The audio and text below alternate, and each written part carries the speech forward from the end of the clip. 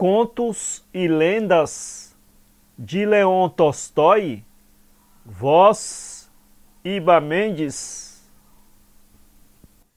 O rei e a camisa. Um rei, achando-se doente, anunciou: darei metade do meu reino a quem me curar. Reuniram-se então todos os sábios e procuraram meios de curar o rei, porém não conseguiram tal proeza. Um deles, entretanto, declarou que seria capaz de fazer a cura e disse: se encontrarem no mundo um homem feliz, tire-lhe a camisa e vistam-na no rei, que ele certamente ficará curado. Mandou-se então procurar por todo o mundo um homem feliz. Os enviados do soberano espalharam-se por todo o reino, mas não descobriram o que procuravam. Não se encontrou um só homem que estivesse satisfeito com seu destino na terra. Um era rico, porém doente; outro era são, porém pobre; um terceiro era rico e são, mas se queixava da mulher. E todos igualmente viviam insatisfeitos, procurando sempre alguma coisa. Uma tarde, o filho do rei, passando junto de um casebre, ouviu alguém exclamar: ora, graças a Deus, trabalhei bem durante o dia, comi bastante, e agora vou deitar-me. Que posso desejar mais que isso? O filho do rei alegrou-se sobremaneira, mandou que fossem imediatamente buscar a camisa daquele homem e que lhe dessem por ela todo o dinheiro que ele exigisse, contanto que a trouxessem ao rei. Os enviados correram à casa do tal homem feliz e pediram-lhe a camisa. Porém, o homem feliz era tão pobre que nem sequer tinha uma camisa para vestir. Os três ladrões.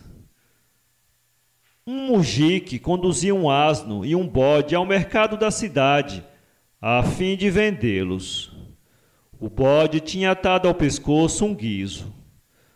Três ladrões avistaram o mujique e um deles disse: vou roubar-lhe o bode e ele não perceberá. O segundo ladrão disse: eu roubar-lhe-ei o asno. Não é também difícil, disse o terceiro ladrão, roubar-lhe toda a roupa, e é o que eu hei de fazer.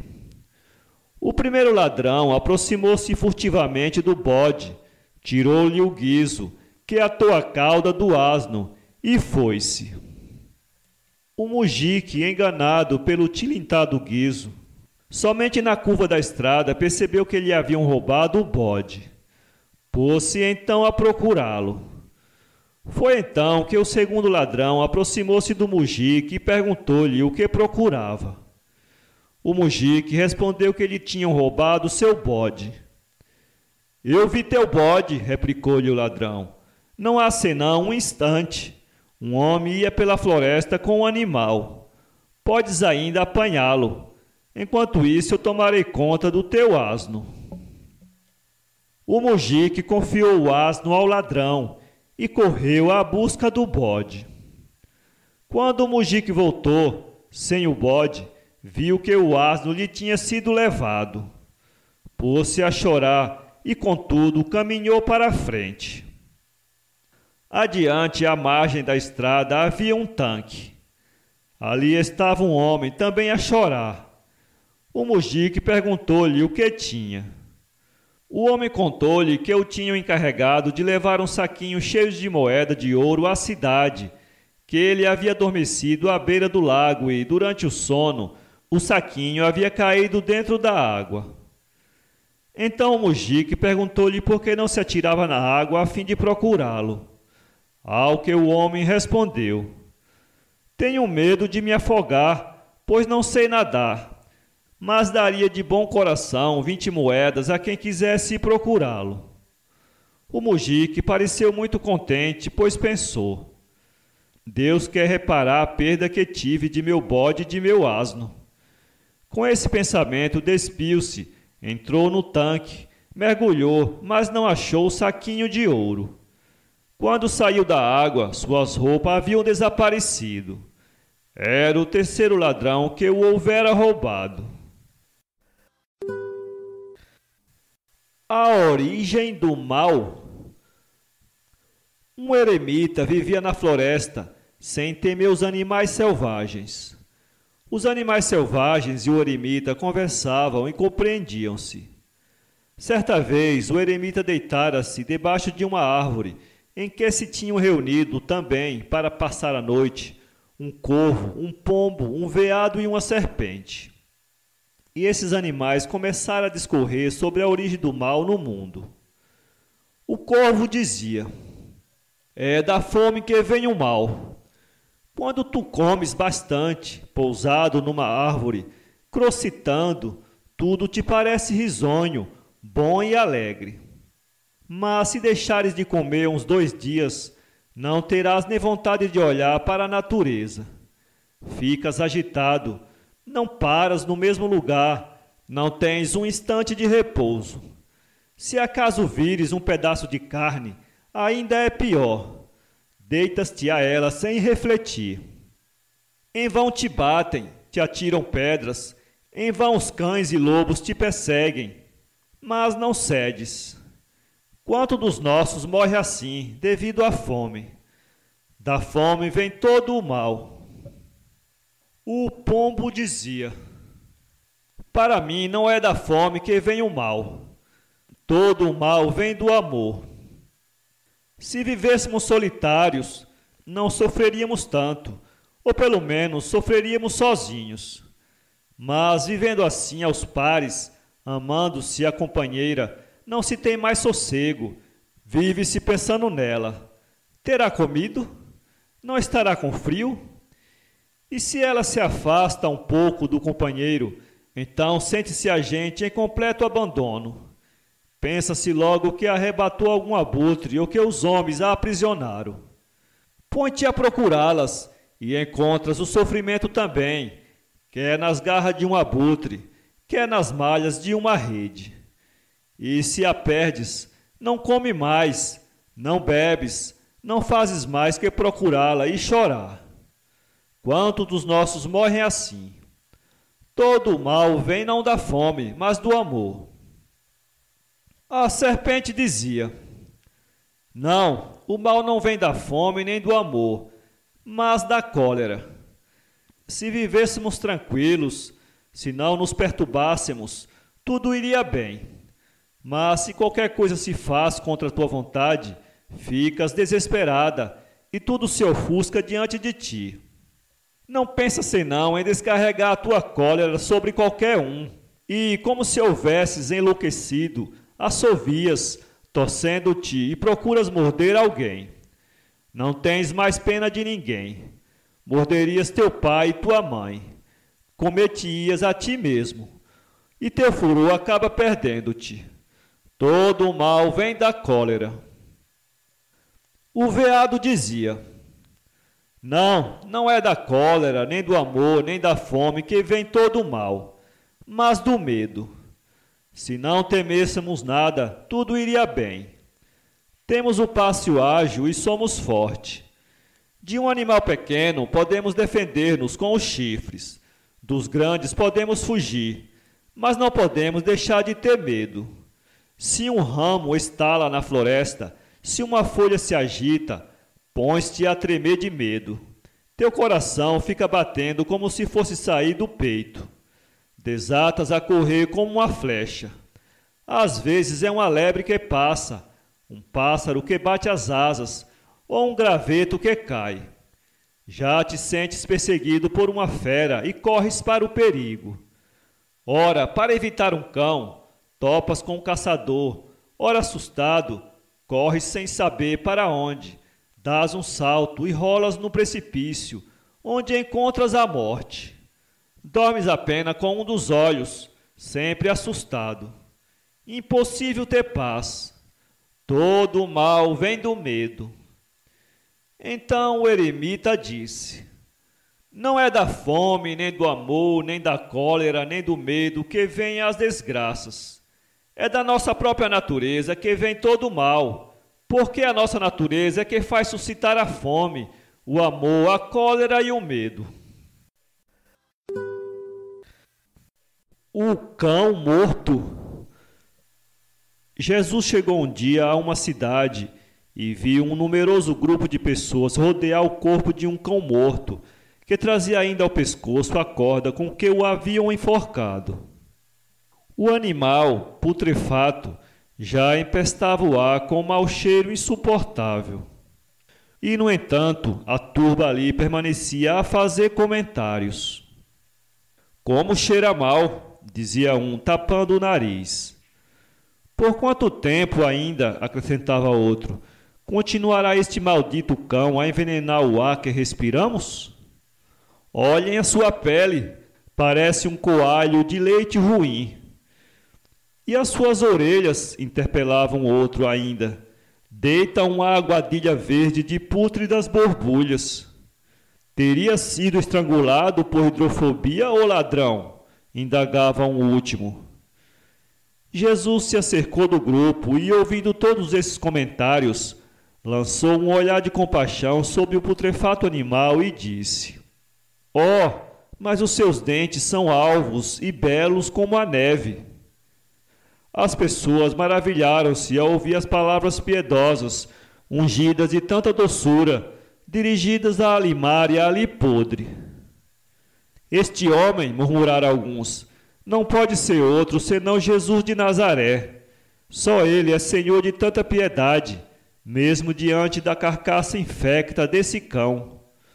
E todos se foram baixando respeitosamente a fronte ante a figura serena e bondosa do Filho de Maria. O pobre rico. Houve um homem que, tendo-se deitado, não pôde dormir durante toda a noite. Pensava: por que é a vida tão penosa para os pobres? E por que os ricos acumulam tanto dinheiro? Têm caixas cheias de ouro e, no entanto, vivem privados de tudo para continuar amontoando. Se eu fosse rico, não viveria da mesma forma. Daria a mim próprio boa vida e procuraria que não fosse pior a dos demais. Repentinamente ouvi uma voz que lhe dizia: "Queres ser rico? Aqui está uma bolsa. Nela há apenas uma moeda. Porém, logo que a tires, outra a substituirá. Tira quantas queiras e depois atira a bolsa ao rio.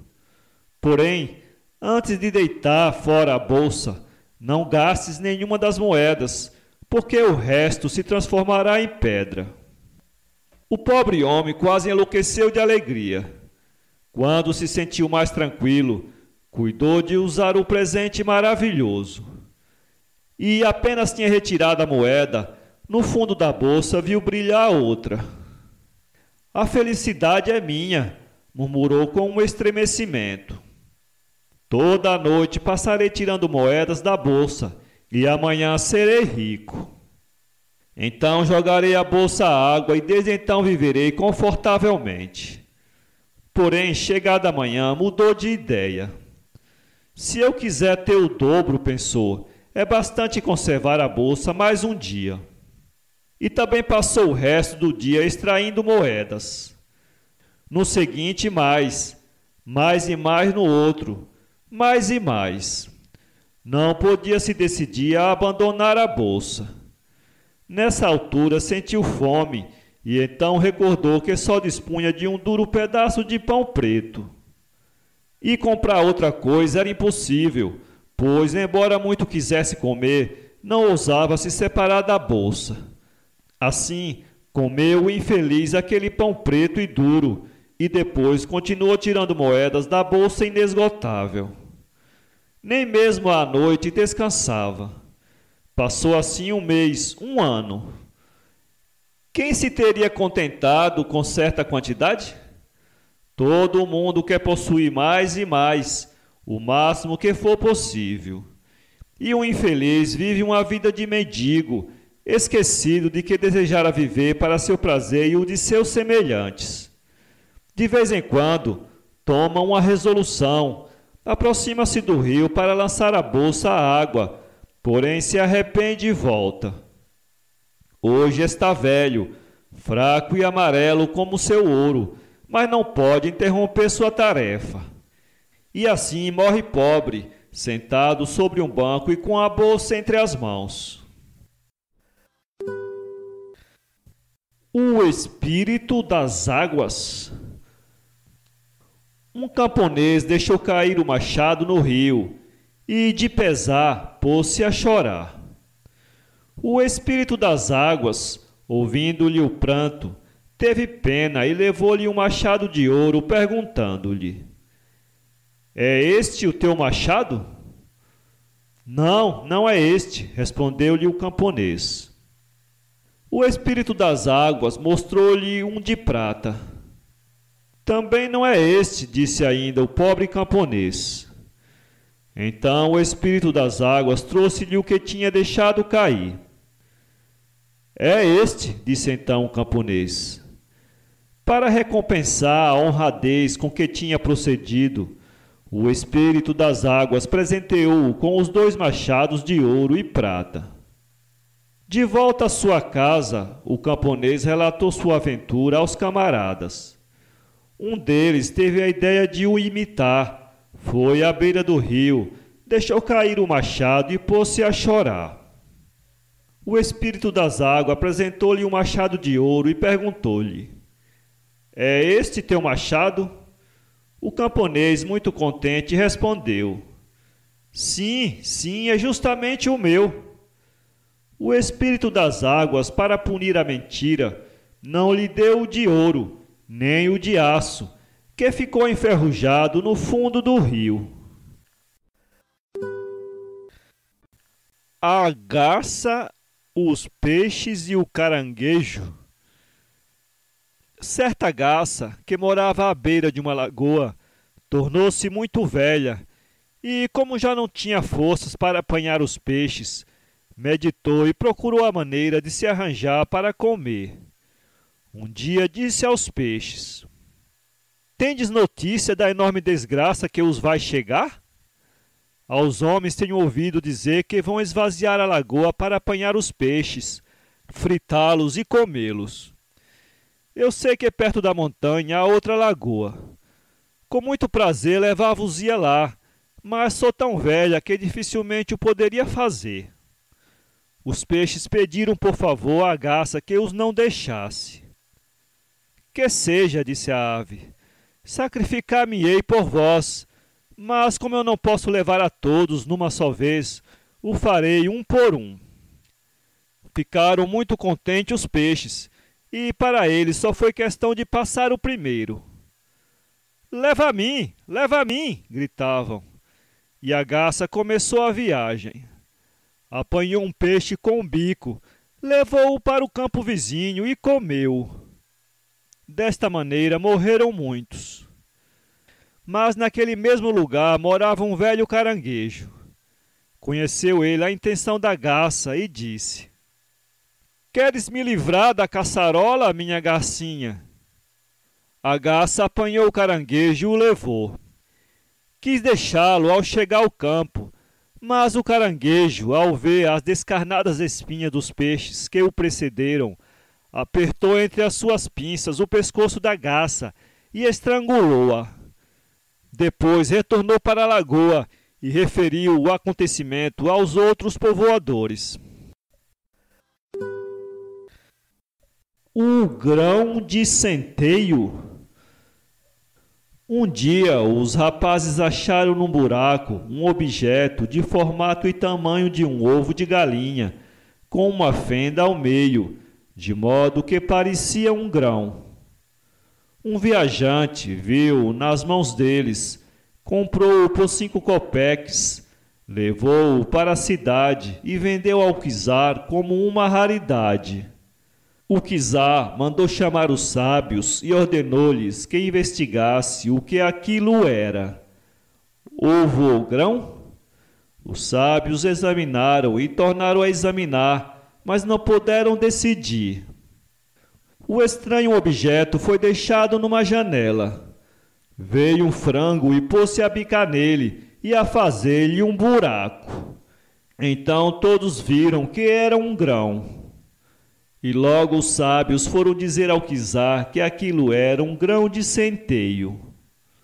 O soberano ficou admirado e ordenou aos sábios que descobrissem onde e quando aquele grão tinha germinado. Os sábios refletiram, tornaram a refletir, consultaram os livros e não acharam nada. E voltaram ao palácio do czar e disseram: nós não podemos dar resposta satisfatória. Os nossos livros nada dizem a tal respeito. É necessário perguntar aos mujiques se algum deles não terá por acaso ouvido dizer onde e quando semelhante grão foi semeado. O czar mandou vir à sua presença o mais velho dos velhos mujiques. Encontraram um homem muito velho que trouxeram à presença do soberano. Entrou ele todo engelhado e sem dentes, caminhando dificilmente, encostado a 2 muletas. O czar mostrou-lhe o grão, mas o velho já não tinha vista clara e foi vendo e apalpando ao mesmo tempo que o pôde examinar. E o czar perguntou: não saberás tu me dizer, avôzinho, onde pode germinar um grão igual? Não terias tu, por acaso, semeado grão semelhante nos teus campos ou comprado em alguma parte? O velho era surdo. Só com grande trabalho pôde ouvir e com maior trabalho compreender. E respondeu: não semeei nunca, nem colhi nos meus campos, nem comprei centeio semelhante. O grão que eu comprava era tão miúdo como o centeio de agora. Conviria perguntar a meu pai. Talvez ele tenha ouvido falar onde semelhante grão pôde germinar. O czar mandou procurar o pai do velho. Puderam achá-lo e trouxeram-no à presença do czar. Era um homem muito velho, mas trazia uma só muleta. O czar mostrou-lhe o grão e perguntou: não sabes tu, velhinho, onde terá germinado um semelhante grão? Não terás tu mesmo semeado grão igual nos teus campos ou comprado em alguma parte? Ainda que o velho tivesse o ouvido fraco, ouviu melhor do que o filho. Não, disse ele, nunca semeei nos meus campos, nem colhi, nem comprei centeio igual. No meu tempo, nem o dinheiro existia. Cada um comia então o seu próprio pão, e se a alguém faltava, davam-lhe os outros. Ignoro onde semelhante grão tenha germinado. Apesar de que o centeio era mais graúdo do que agora, nunca o vi desse tamanho. Ouvi dizer a meu pai que no seu tempo o centeio era mais bonito e o grão mais graúdo. É a ele que devem perguntar. O czar mandou buscar o pai do outro velho. Logo o acharam também e trouxeram-no à presença do czar. O velho entrou no palácio sem muleta, com pé firme, vista clara, ouvido fino. O czar mostrou-lhe o grão. O velho, depois de examinar, disse: há muitos anos que não vejo centeio dos antigos tempos. Mordeu o grão e mastigou-o em seus dentes. É o próprio, disse ele. Dize-mo então, avôzinho, onde e quando semelhante grão germinou? Não semeaste tu mesmo grão semelhante nos teus campos? Não o compraste em alguma parte? E o velho respondeu: no meu tempo, centeio igual a este rebentava por toda a parte. Era deste mesmo centeio que eu ceifava e mandava moer. E o czar perguntou: dize-me cá, avôzinho, se tu o compravas ou se o semeavas nos teus campos. O velho sorriu. No meu tempo, disse ele, ninguém teria pensado sequer em encarregar-se de um tal pecado, vender ou comprar pão. Nem sequer era conhecido o dinheiro. Nós tínhamos sempre pão bastante para as nossas necessidades. E o Quizá perguntou ainda: Dize-me então, velhinho, onde semeaste tu deste grão e onde era o teu campo? E o avôzinho respondeu: Meu campo era a terra de Deus. Onde eu lavrava era aí o meu campo. O solo era livre. Não chamávamos a terra propriedade nossa. Não chamava cada um seu, senão ao seu próprio trabalho. Dize-me ainda duas coisas, continuou Quizá. Primeira, porque nascia outrora este grão e agora já não nasce. Segunda, porque anda teu neto em duas muletas, teu filho só numa, e porque tu nem muletas precisas? Teus olhos têm vista clara, teus dentes estão seguros, tuas palavras são claras e afáveis. Por que é tudo isto, avôzinho? E o velho respondeu: Porque os homens deixaram de viver do seu próprio trabalho e gostam de fazer trabalhar os outros. Não era assim que se vivia no tempo antigo. Nesse tempo vivia-se segundo a lei de Deus. Contentavam-se com o necessário, não tinham inveja uns dos outros. O eterno descontente. Um homem descontente com a sorte queixava-se de Deus.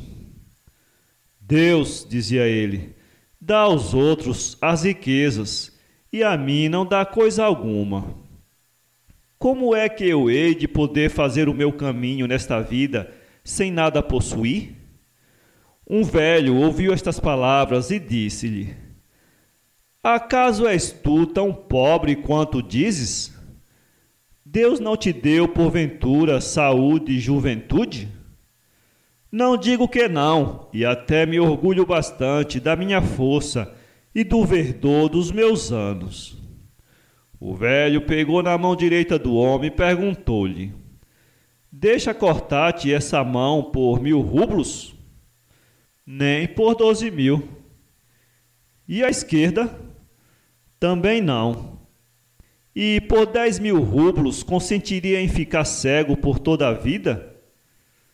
Nem um olho daria por tal dinheiro. Vês, observou o velho, que riqueza Deus te deu e tu ainda te queixas? Os 3 amigos. Um homem tinha 3 amigos: seu dinheiro, sua mulher e suas boas ações. Estando para morrer, mandou chamar os 3 para se despedir. Disse ao primeiro que apareceu: Adeus, amigo, eu morro. O amigo respondeu: Adeus, quando estiver morto, farei brilhar uma vela pelo descanso da tua alma. Chegou o segundo amigo, despediu-se e prometeu que o acompanharia até o túmulo. Por fim veio o terceiro. Estou morrendo, disse o agonizante. Adeus. Não digas adeus, lhe respondeu o amigo. Nunca hei de me separar de ti. Se vives, viverei. Se morres, te seguirei. Morreu o homem. Seu dinheiro lhe deu uma vela. Sua mulher acompanhou-o até o túmulo. E suas boas ações acompanharam-no, mesmo depois de morto. O lobo e o esquilo. O esquilo, saltando de ramo em ramo, caiu certo dia sobre um lobo adormecido. O lobo agarrou-o e tratou de devorá-lo. O esquilo suplicou-lhe que o poupasse. Está bom, disse o lobo. Eu te perdoarei a vida, mas com a condição de que me digas por que razão vós, os esquilos, andais sempre tão alegres. Eu ando sempre aborrecido, e entretanto vos vejo sempre satisfeitos e dispostos a brincar. O esquilo respondeu: Tenho medo de ti, não ouço falar. Deixa-me saltar sobre um ramo, e te direi. O lobo deixou. O esquilo saltou sobre uma árvore, e de lá lhe disse: Tu te aborreces sempre porque és mau. A crueldade seca o coração. Nós somos alegres porque somos bons e não fazemos mal a pessoa alguma. Os amigos. 2 amigos passeavam na floresta quando apareceu o urso que ia lançar-se sobre eles. Um trepou numa árvore e escondeu-se, enquanto o outro ficava no caminho, deixando-se cair, fingindo-se morto. O urso aproximou-se e cheirou o homem, mas como este detinha a respiração, o animal julgou-o morto e afastou-se. Quando o urso estava longe, o outro desceu da árvore e perguntou a rir ao seu camarada: Que te disse o urso ao ouvido? Disse-me que aquele que abandona seu amigo no perigo é um covarde. O rico pobre. Nos tempos fabulosos existia um homem pobre que, deitando-se uma noite, não podia conciliar o sono. Pensava ele: por que razão é a vida tão difícil para os pobres? E por que os ricos acumulam tanto dinheiro? Têm eles caixas cheias de ouro e, entretanto, ainda juntam, privando-se de tudo. Fosse eu rico, mostrar-lhes-ia como é que se vive. Haveria de passar bem, não só eu, mas todos os que me rodeassem. Nem bem acabou de fazer essas reflexões e ouviu uma voz que disse: Quereis ser rico? Eis aí uma bolsa com uma moeda. Assim que a tiveres tirado de dentro, aparecerá outra, tirando esta outra, e assim sucessivamente. Podes retirar da bolsa tantas moedas quantas quiseres. Depois joga a bolsa ao rio. Mas toma todo cuidado em não gastares nenhuma, até que tenha jogado a bolsa nas águas. Porque se o fizeres, as moedas se converterão em pedras. O homem ficou doido de alegria e começou a tirar as moedas. Que bom, disse ele, vou passar toda a noite a retirar moedas. Pela manhã terei uma grande soma, e só então jogarei a bolsa ao rio e ficarei rico. Mas amanheceu e ele pensou que, trabalhando mais um dia a tirar moedas, ficaria mais rico e, portanto, valia a pena fazer mais um sacrifício. Entretanto, sentia fome. Na casa só havia um pedaço de pão preto. E comprar alimento era impossível, pois todas as moedas se converteriam em pedras. Comeu, pois, o pedaço de pão preto e continuou a tirar moedas da bolsa. Chegou a noite e ele a trabalhar. Passaram-se dias, semanas, meses, anos, e o homem, para não atirar a bolsa ao rio, ou para que as moedas não se transformassem em pedras, não gastava nenhuma, amontoando sempre. E o desgraçado vivia de esmolas, mais pobre e miserável do que antes do fatal presente. Até que um dia, já velho e enfraquecido, foi encontrado morto com a bolsa maravilhosa nas mãos. O sol e o vento. O sol e o vento discutiam acaloradamente, porque cada um deles se julgava mais forte do que o outro. Foi longa a disputa, porque nenhum nem outro reconhecia sua inferioridade. Viram então um cavaleiro que passava na estrada e resolveram experimentar suas forças. Olha, dizia o vento, não preciso mais do que lançar-me a ele para arrancar suas vestes. E começou a soprar com toda a força. Quanto mais o vento se esforçava, mais o cavaleiro segurava firme seu casaco e bramava violentamente contra o vento, e cada vez mais corria a golpeá-lo, a golpeá-lo. O vento então zangou-se e enviou sobre o viajante chuva e neve.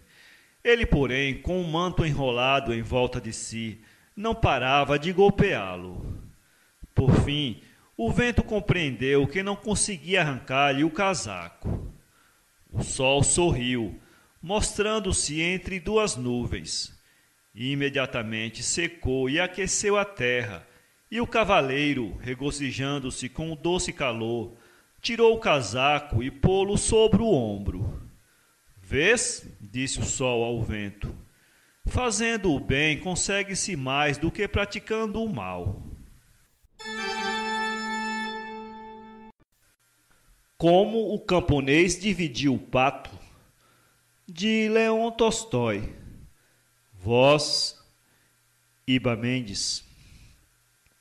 Um pobre camponês achava-se sem pão e sem dinheiro e decidiu ir pedir alguma coisa a um grande fazendeiro.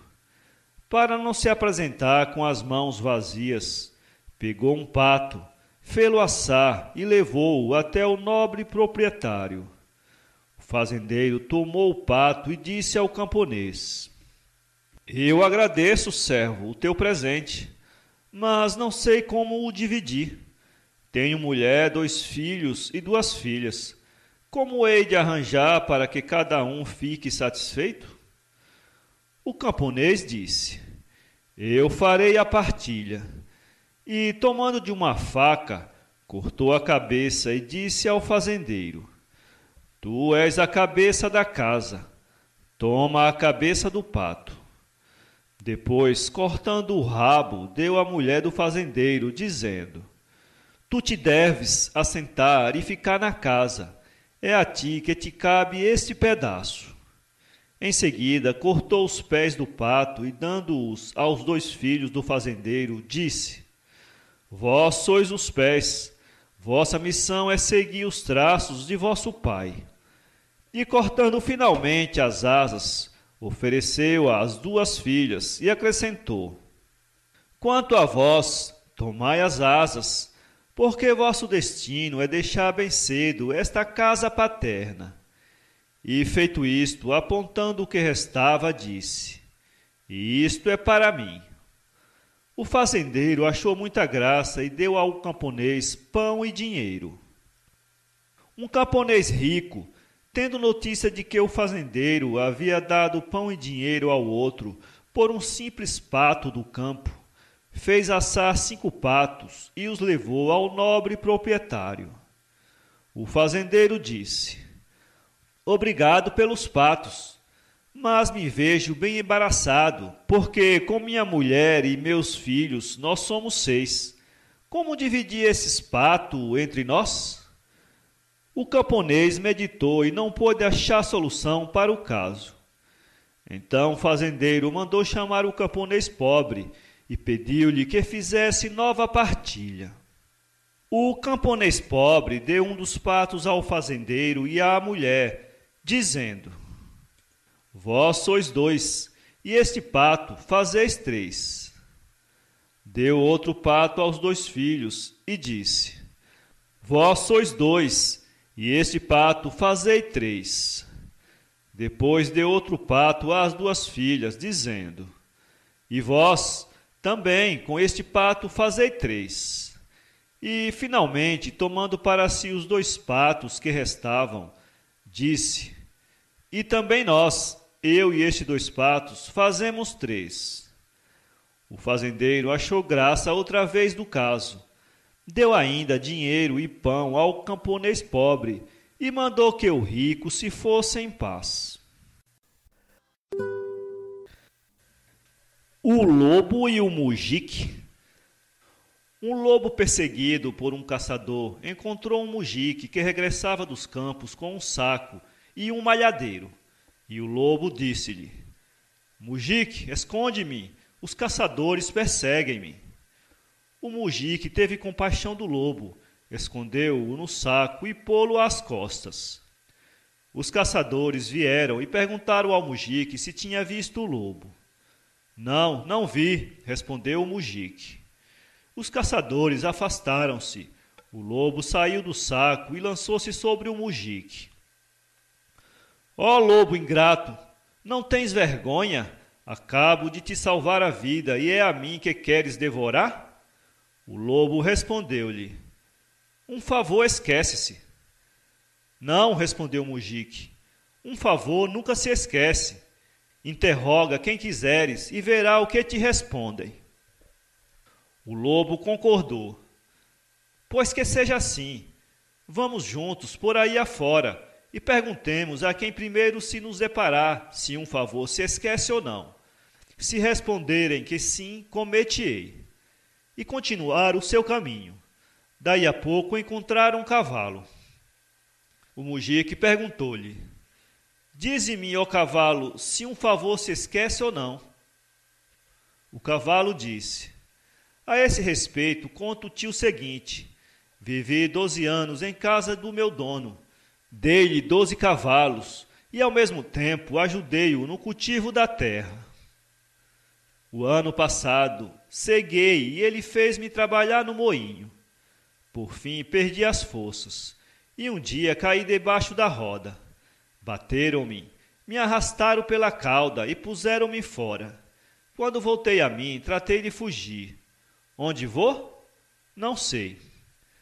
Então o lobo observou: vês, mujique, que um favor se esquece?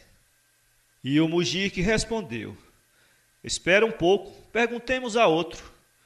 Mais longe encontraram um cão velho, cocheando e levantando-se a custo. O mujique perguntou: dize-me, cão, se um favor se esquece. Ouve-me, respondeu o cão. Vivi 15 anos em casa do meu dono. Guardava o seu lar, ladrava e saltava nos malfeitores para os morder. Agora, porém, que já não tenho dentes, fui posto na rua, bateram-me e quebraram-me as costelas. Arrasto-me como posso, não sei para onde, mas o que quero é fugir para bem longe do meu antigo dono. E o lobo observou novamente. Ouves o que ele diz? E o mujique replicou. Espera um terceiro encontro. Mais distante encontraram a raposa. Dize-me, ó raposa, interrogou o lobo, um favor se esquece ou não? Por que queres saber isso? Disse a raposa. O mujique respondeu. Eu explico. O lobo era perseguido por caçadores. Pediu-me para o esconder e agora quer me devorar. Que? Um lobo desse tamanho pode caber num saco?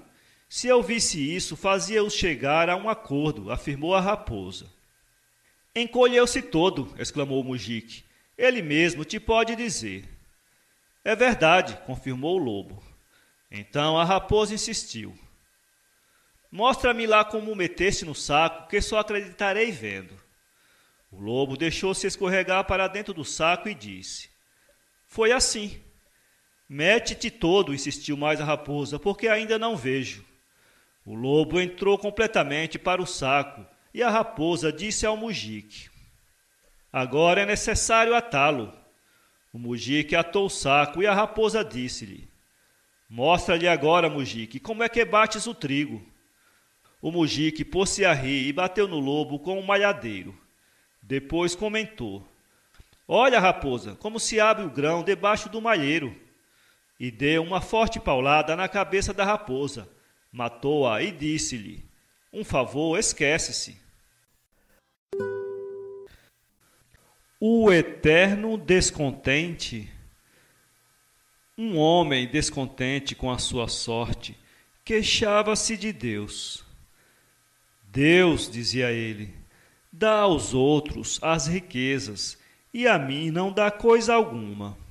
Como é que eu hei de poder fazer o meu caminho nesta vida sem possuir coisa nenhuma? Um velho ouviu estas palavras e disse-lhe, acaso és tu tão pobre como dizes?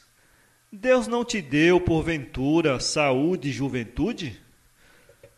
Não digo que não, e até me orgulho bastante da minha força e do vigor dos meus anos. O velho pegou então na mão direita do jovem e perguntou-lhe, deixavas cortar esta mão por 1000 rublos? Nem por 10.000. E a esquerda? Também não. E por 10.000 rublos consentias em ficar cego por toda a vida? Nem um olho dava por tal dinheiro, Deus me livre. Vês, observou o velho, que riqueza Deus te deu e tu ainda te queixas? A morte do cavalo. A manhã era calma e clara. Os cavalos foram conduzidos para os campos. Costumer, o velho cavalo doente, ficara na estribaria. Um homem estranho, magro, bronzeado, sujo e coberto com um casaco cheio de manchas pretas, apareceu. Era o tratador. Puxou o cavalo pela brida e, sem olhá-lo, partiu. Costumer seguiu-o tranquilamente, arrastando como sempre as pernas doentes e batendo na palha o corpo descarnado. Uma vez saído do portão, o cavalo virou-se do lado do paço, porém o tratador puxou-o novamente, dizendo: "Não vale a pena."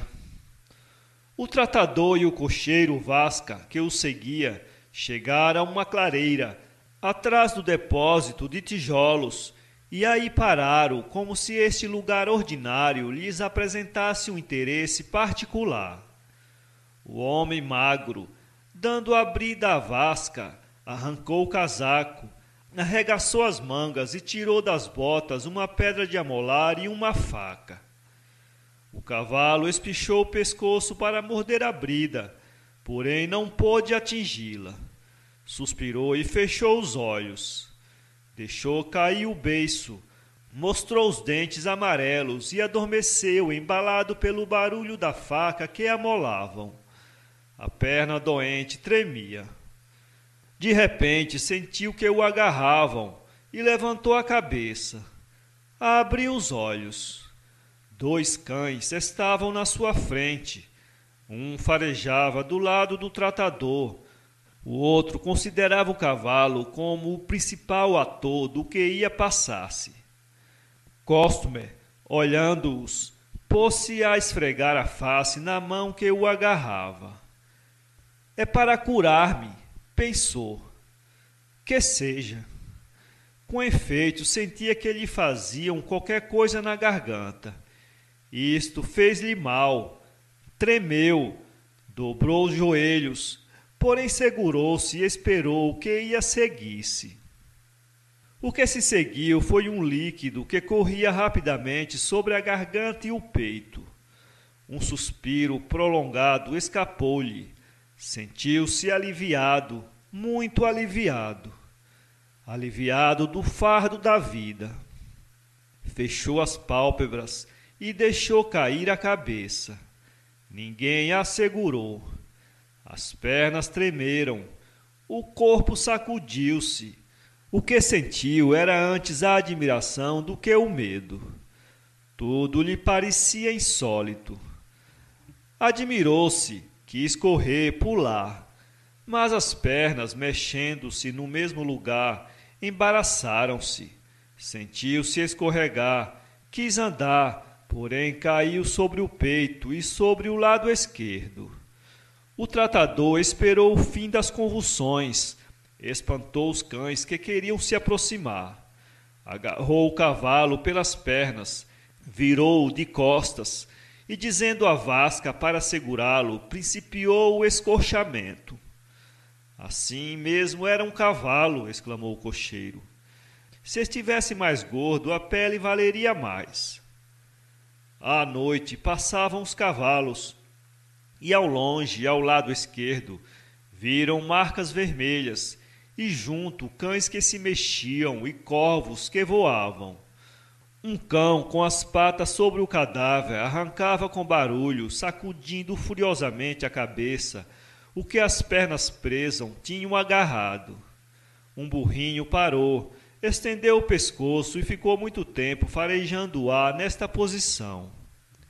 De madrugada, num dos lados da velha floresta, lobos berravam alegremente.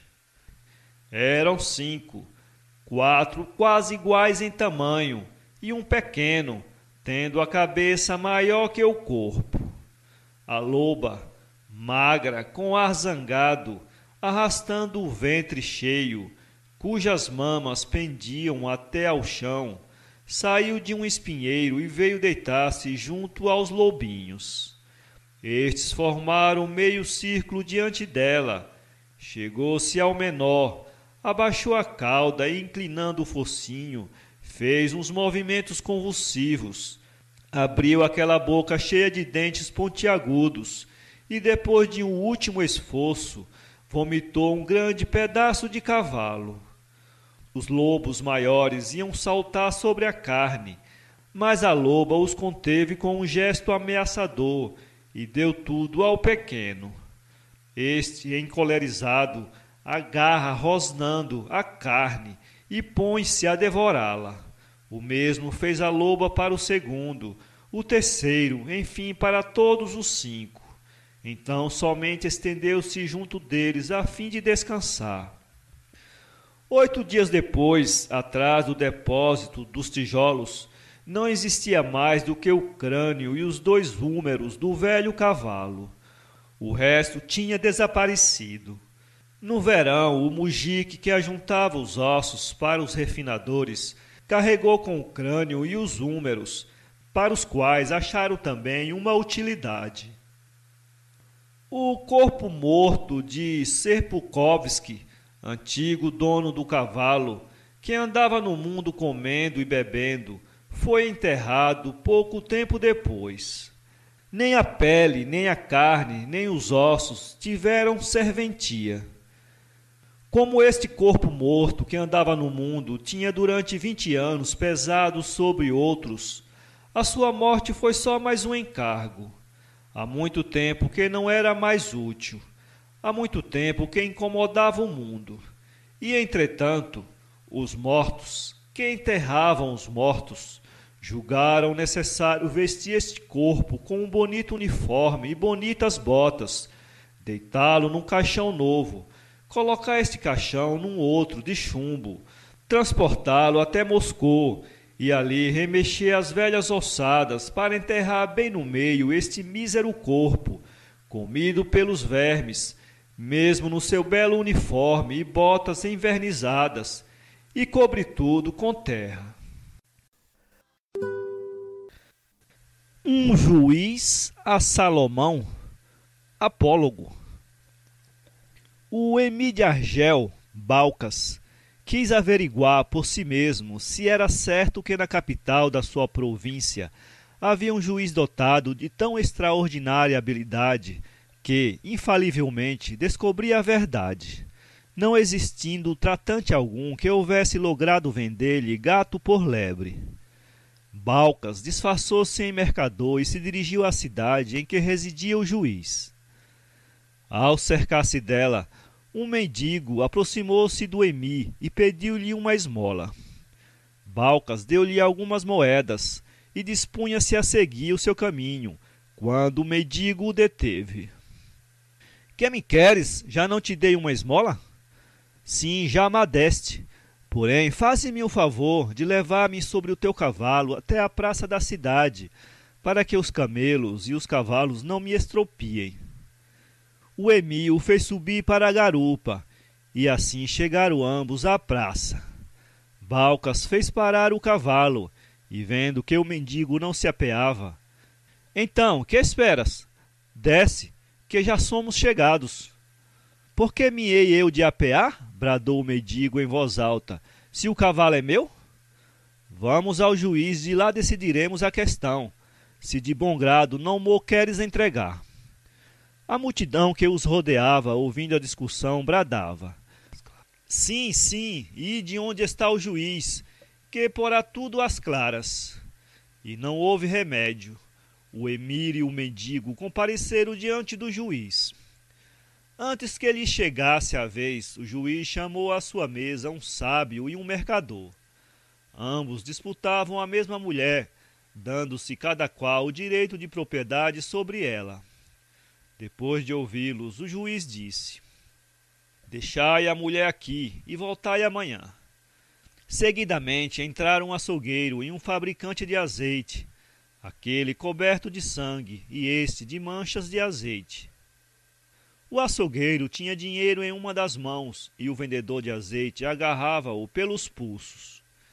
Dizia o açougueiro: Eu comprei azeite a este homem, puxei a bolsa para pagá-los, quando ele me travou da mão para furtar-me, e viemos à tua presença, eu segurando a minha bolsa, ele agarrando-me o pulso.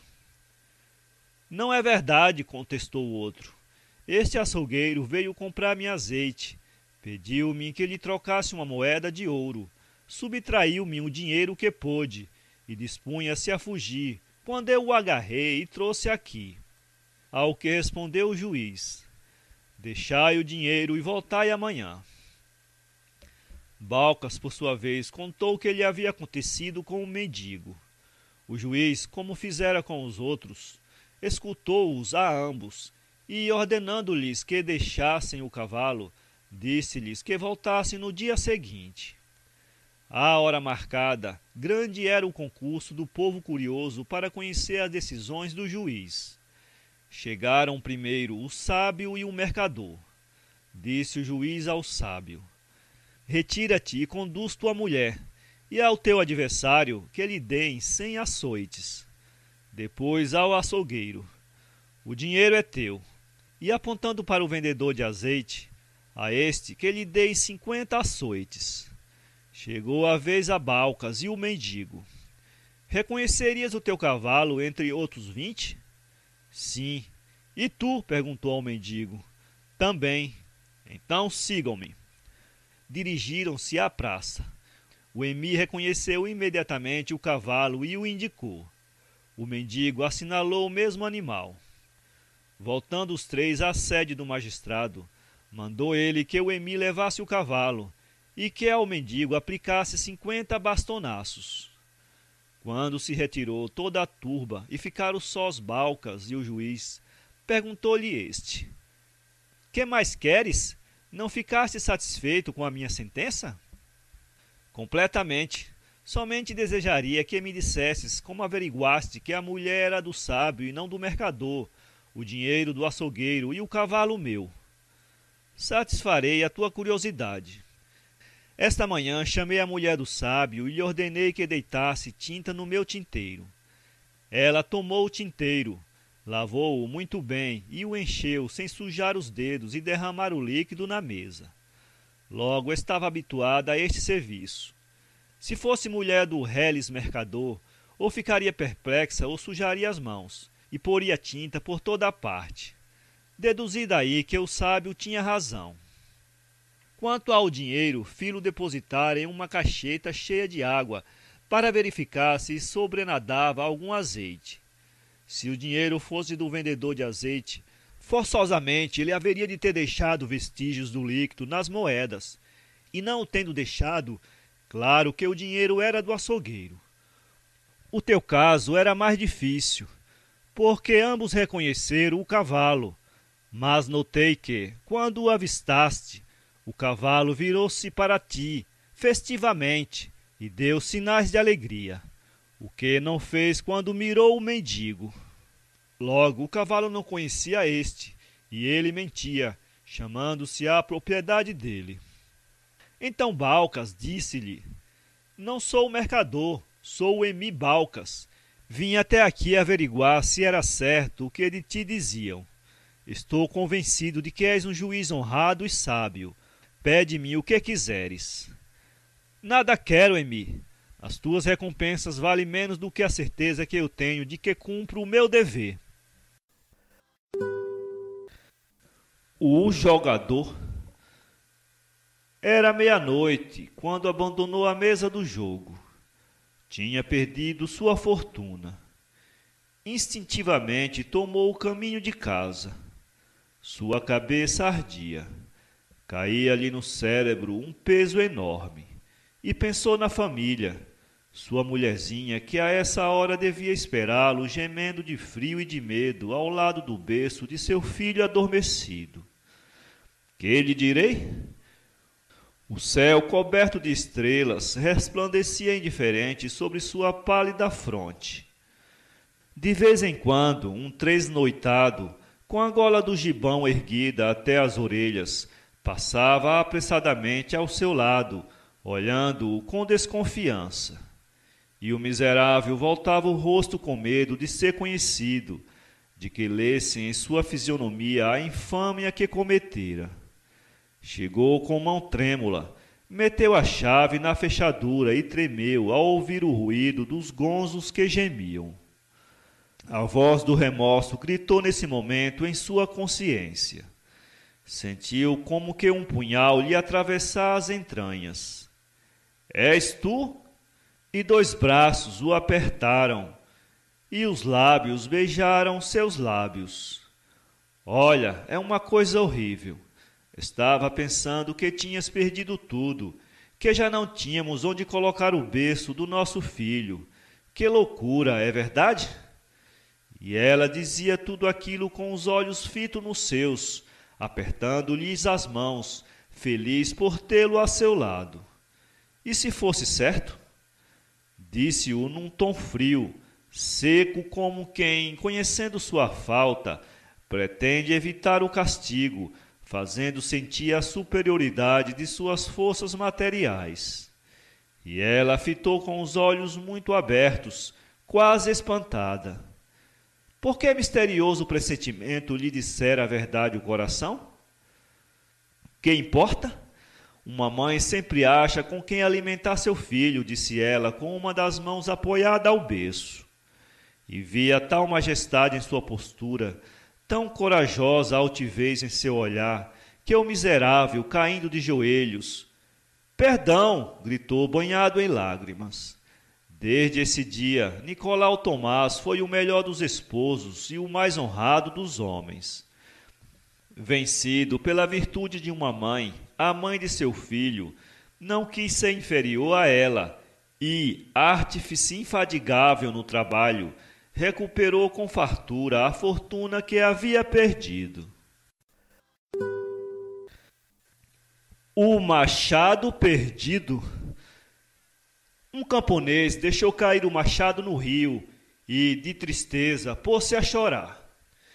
O espírito das águas ouviu-lhe o pranto, teve pena e levou-lhe um machado de ouro, perguntando-lhe: É este o teu machado? Não, não é este, respondeu o camponês. O espírito das águas mostrou-lhe um outro de prata. Não é este também, disse ainda o pobre homem. Então o espírito das águas trouxe-lhe o que tinha deixado cair. É este, disse por fim o camponês.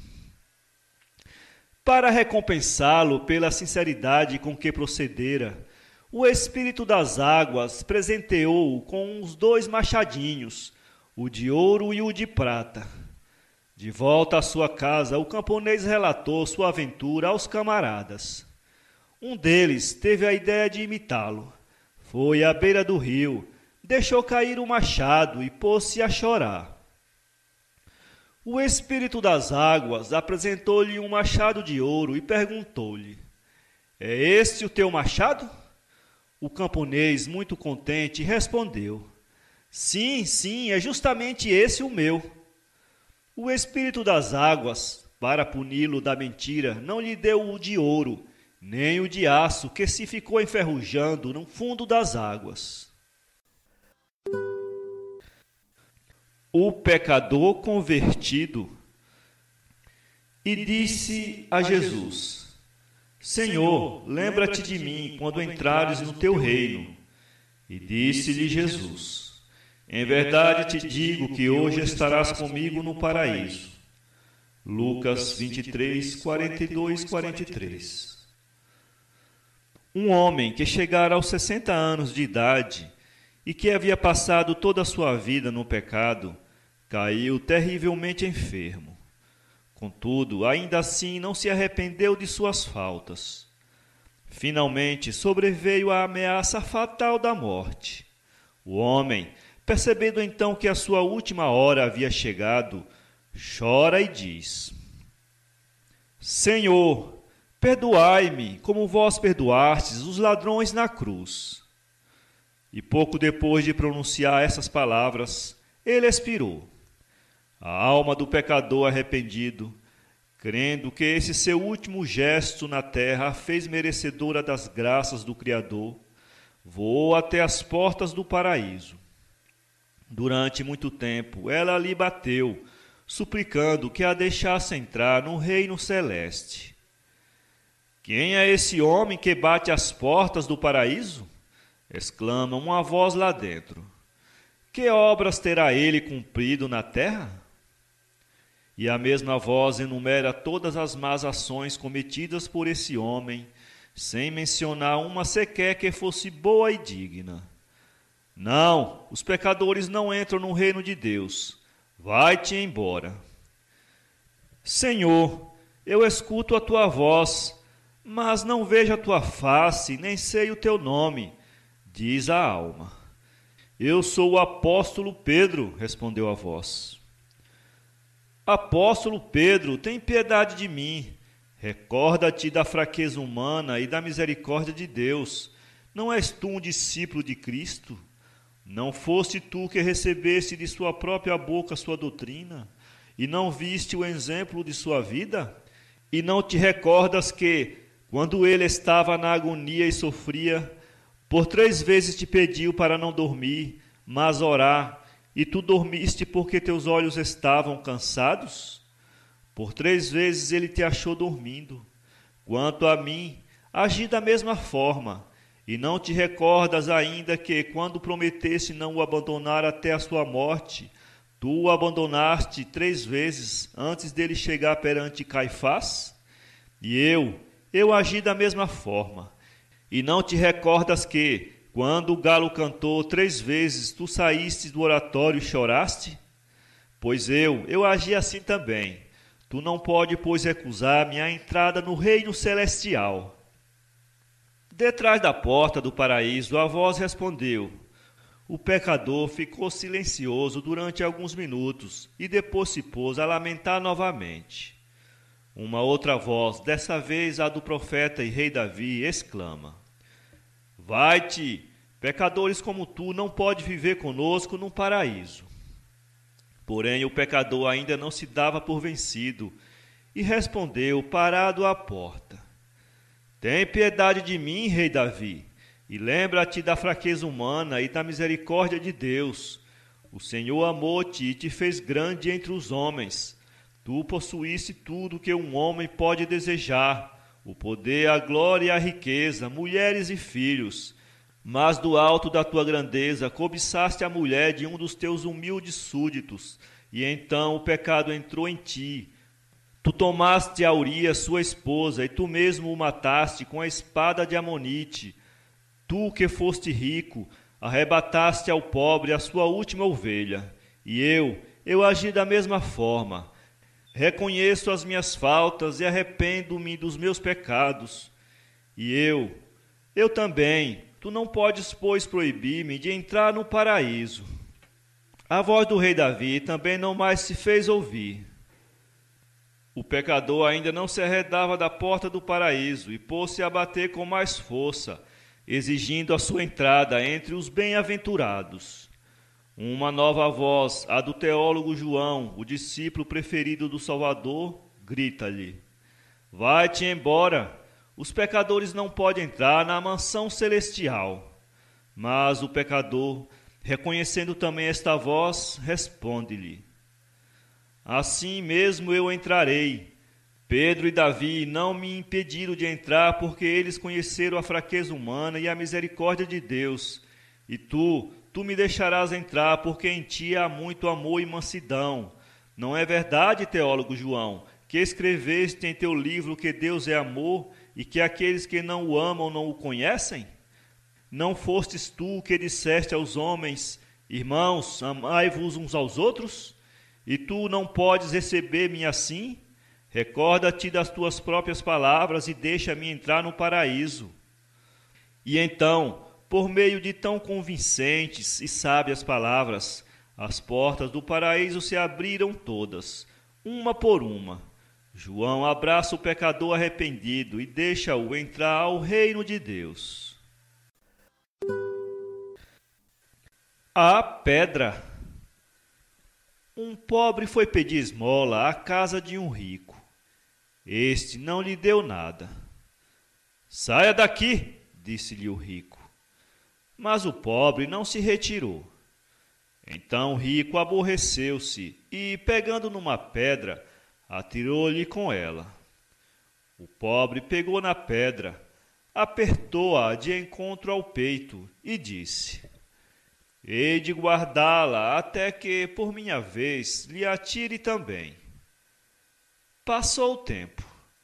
O rico praticou uma má ação, de que a sociedade lhe pediu contas. E, despojado de quanto tinha, foi encerrado numa prisão. Vendo-o tão arrastado, o pobre chegou-se a ele, tirou a pedra de junto do peito e fez o gesto de lhe arremessar, mas, refletindo, deixou-a cair no chão e disse: foi inútil ter guardado durante tanto tempo esta pedra. Quando ele era rico e poderoso, eu temia-o. Agora compadeço-me dele. O corvo e seus filhos.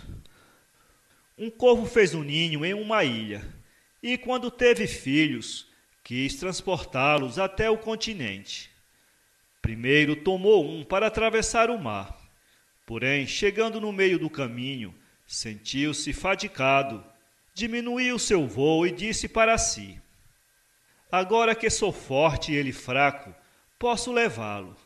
Porém, quando ele for forte e a velhice me debilitar, lembrar-se-á de meus cuidados e me levará de um lugar para o outro? Perguntou então ao seu filho: quando fores forte e eu fraco, levar-me-ás assim? Responde com franqueza. O filho, temendo que ele o deixasse cair no mar, respondeu: sim, hei de levar-te. Porém o corvo não acreditou no seu filho e abriu as garras. Como uma bala, o filho caiu na água e se afogou.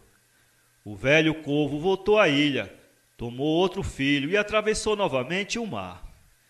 Mais uma vez cansado, perguntou a esse outro filho: levar-me-ás de um lugar para o outro, como eu a ti faço agora, quando eu for velho?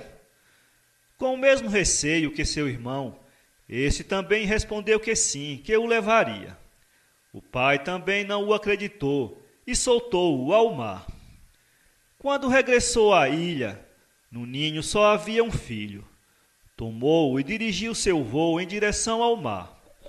Outra vez exausto, perguntou: vais manter-me na minha velhice e transportar-me assim quando estiver velho e debilitado? E o corvo jovem respondeu: não, não o levarei. Por quê? Perguntou surpreso o pai.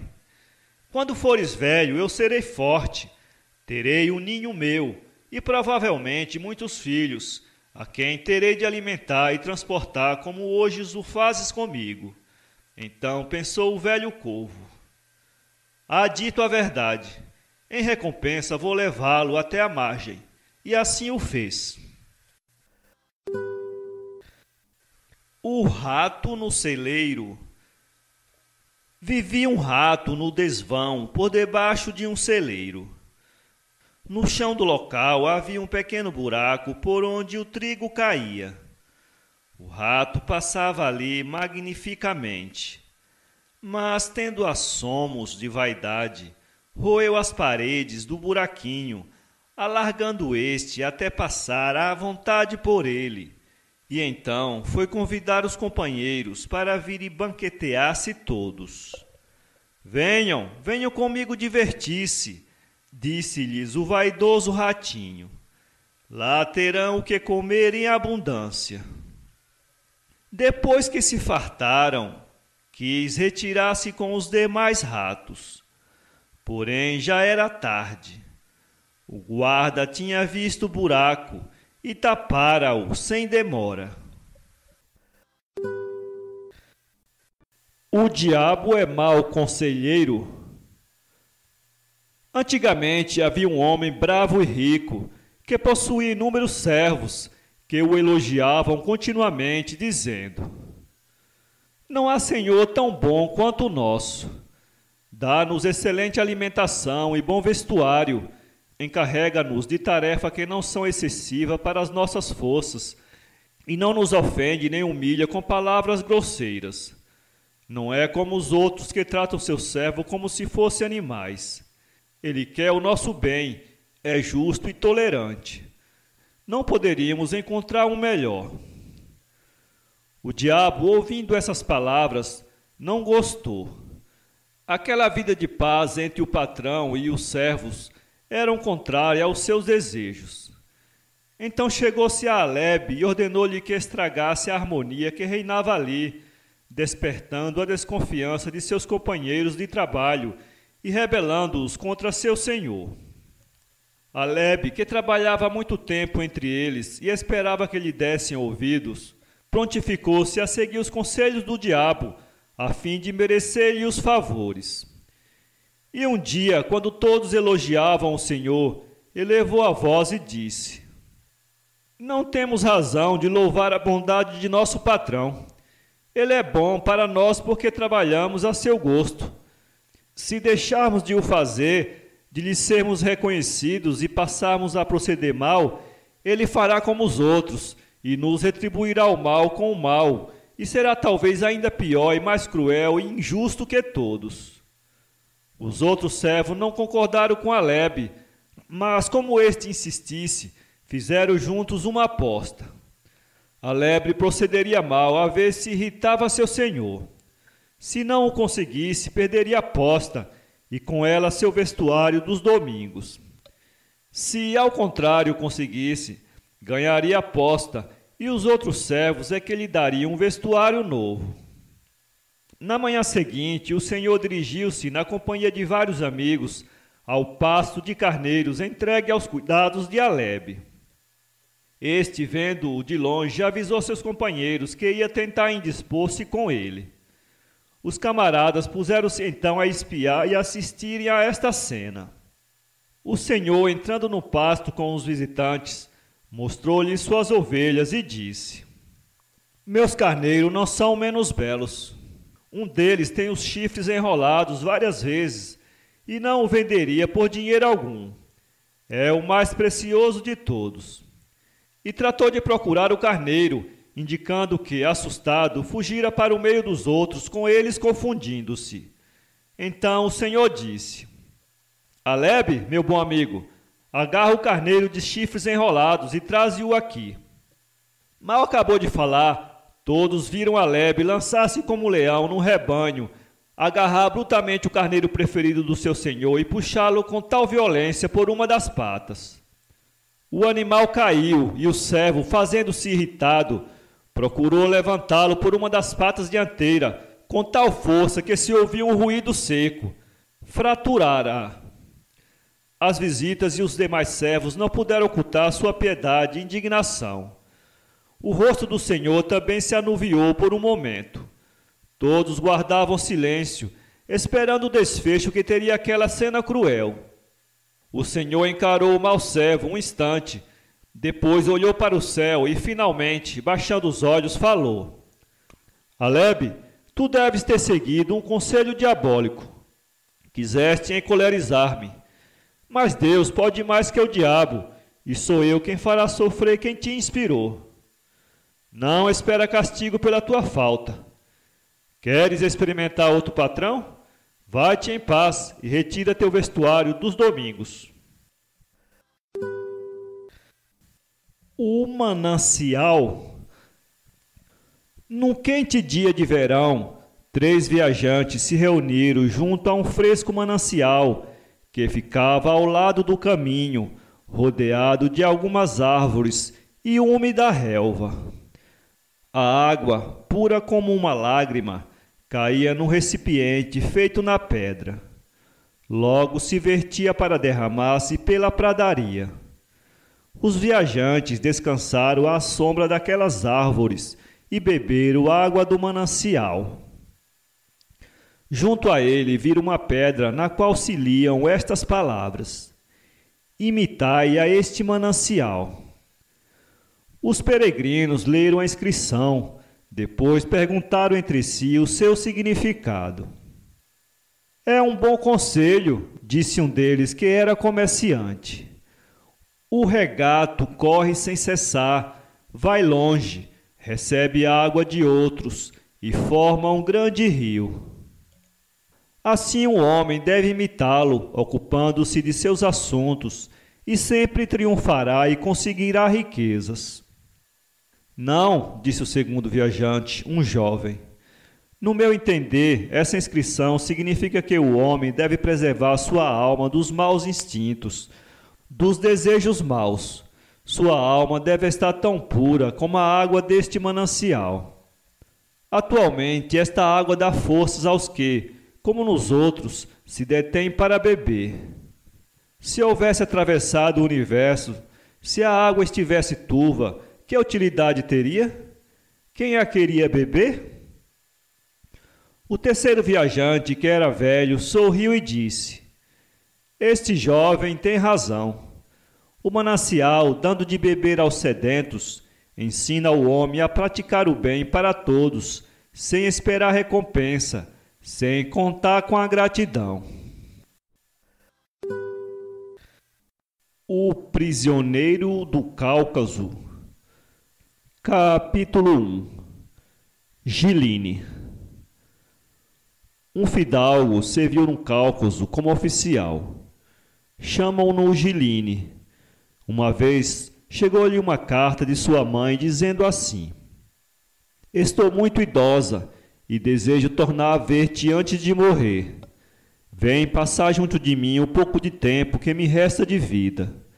Depois, quando estiver morta, poderás voltar a teu serviço. Encontrarei uma noiva, uma moça que é inteligente, boa e tem alguma fortuna. Pode ser que ela te agrade, e se casares com ela, poderás ficar aqui para sempre. Giline teve um momento de hesitação. De fato, sua mãe já não podia durar muito. Se ele não atendesse a esse apelo, talvez nunca mais a visse. Foi procurar seu coronel, obteve uma licença, despediu-se de seus camaradas, ofereceu a seus soldados 4 pipotes de álcool e dispôs-se a partir. Ora, havia então guerra no Cáucaso. Não se podia andar pelas estradas nem de dia nem à noite. Desde que um russo saía das fortalezas, os tártaros matavam-o ou levavam-o para as montanhas. Por isso, todas as semanas, saíam escoltas de fortaleza a fortaleza, para assegurar o percurso dos que precisavam de viajar. Era no verão. Ao alvorecer, organizou-se a caravana diante da fortaleza e pôs-se em marcha com os primeiros raios do sol. Giline ia a cavalo e uma carriola levava suas bagagens. Mas o grupo ia tão lentamente que ele se impacientou. Meu cavalo é dos melhores, pensou ele. Posso muito bem ir só. Se encontrar alguma patrulha tártara, não me será difícil distanciá-la. Deteve-se hesitante. Costa, um outro oficial, homem gordo, pesado e vermelho, tivera, ao que parece, o mesmo pensamento e aproximou-se. Queres tentar a viagem sozinho? Se o queres, vou contigo. Vamos, disse Giline resolutamente. E partiram a trote largo, de olhar alerta, observando a planície, que se estendia imensa em torno deles. Mas ao fim de 1 hora, o estepe terminou. A estrada metia-se entre 2 montanhas. Aqui é que é preciso ter cuidado, disse Giline. Eu vou subir um pouco para ver se não há emboscada preparada. Capítulo 2. No meio dos tártaros. Seu cavalo era um animal de raça. Subia como um gamo a áspera encosta e apenas chegou ao alto de um cômoro, o oficial viu a cerca de 1000 metros uns 30 tártaros a cavalo. Quis recuar, mas os tártaros já o tinham visto e precipitaram-se. Giline lançou sua montaria pelo declive, bradando à Costa: "Alerta! Alerta!" Costa perdeu a cabeça e, em vez de fugir, saltou do cavalo para se abrigar atrás dele, com a louca ideia de fazer frente aos tártaros com uma só espingarda. Giline lançou seu cavalo a galope em direção à planície, com a esperança de alcançar os soldados. Mas 6 tártaros surgiram do outro lado do monte e galoparam para cortar-lhe o caminho. Era o desastre irremediável. Antes que pudesse refletir, Giline viu-se cercado. Tirou o sabre e precipitou-se para o inimigo mais próximo, um gigante com grande barba ruiva.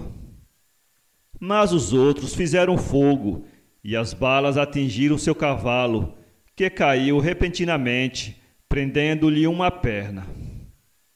6 braços o prenderam logo. Ele tentou resistir ainda, mas os tártaros bateram-lhe com coronhadas de carabina e ele perdeu os sentidos. Quando voltou a si, estava amarrado à garupa do homem de barba ruiva, com o rosto encostado às suas costas robustas. Caminharam todo o resto do dia e parte da noite, para chegar afinal a um acampamento no meio da montanha. Durante 3 dias, deixaram-o sozinho em uma cabana infecta, onde lhe atiraram alimentos grosseiros como a um cão. Apenas por 2 vezes ele teve uma visita piedosa. Uma menina de 10 a 12 anos, vestida e ornada como a um ídolo, com o pescoço carregado de colares multicores, veio vê-lo e ficou longas horas a seu lado. Falava um pouco de russo e, como Giline se queixasse de fome, trouxe alguns bolos de milho que, em comparação com o regime a que estava submetido, pareceram-lhe deliciosos. Capítulo 3. A dedicação de um amigo. Depois informou-se. Ela se chamava Diná e era filha de Abdu-Mural, o chefe daquele bando tártaro. Essas visitas foram o único consolo trazido a Giline em sua infecta prisão. Por fim, uma noite, vieram buscá-lo e levaram-o à presença do homem ruivo, que ele soube então ser Abdu-Mural. O chefe só falava tártaro e, cercado por seus principais auxiliares, ordenou ao intérprete da tribo que lhe transmitisse suas ordens. Ele tinha que escrever à sua família, pedindo 3.000 rublos para seu resgate. "Não", disse Giline resolutamente. "Eu não sou rico. Minha mãe não poderia pagar essa quantia.